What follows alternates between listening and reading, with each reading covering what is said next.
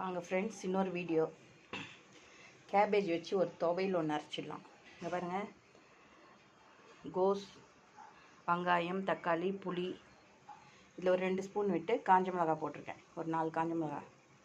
இதில் இவனை தூக்கி கொட்டி நல்லா வதக்கணும். பாருங்கள், இவங்களெல்லாம் இதில் கொட்டிட்டோம். நல்லா வதக்குறோம். வதக்கிட்டு இதிலே கொஞ்சம் கருவேப்பிலையும் போட்டுக்கலாம். இவனையும் போட்டு துண்டை விட்றோம். இவங்களுக்கு கொஞ்சம் உப்பை போட்டு நல்லா மூடியை போட்டு வேக வச்சிடலாம். வேக விட்டு நல்லா எண்ணெயில் நல்லா வதங்கினதும் போட்டு மிக்சியில் போட்டு 2 திருப்பு, இப்படி ஒரு திருப்பு அப்படி ஒரு திருப்பு. கோஸ் துவையல் ரெடி. கொஞ்சம் வெயிட் பண்ணுங்கள். இவங்க மேலேயே இவளை கொஞ்சம் போட்டுடலாம். ஒரு கைப்பிடி அளவுக்கு கொத்தமல்லியை போட்டுட்டு இவளையும் போட்டு இதில் 2 துவட்டிட்டு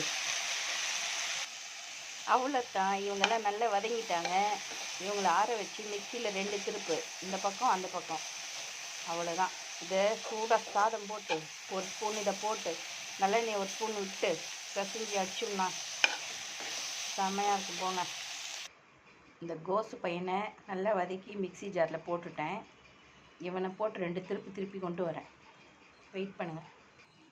பாருங்கள், இவனை அரைச்சி இவனை இந்த சர்விங் பவுலில் மாற்றியாச்சு.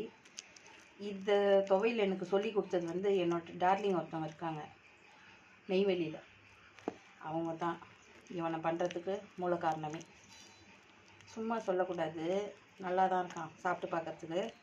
ஆனால் இதுக்கு இவன் மேலே எண்ணெயெல்லாம் கொட்டி தாளித்து வைக்கக்கூடாது.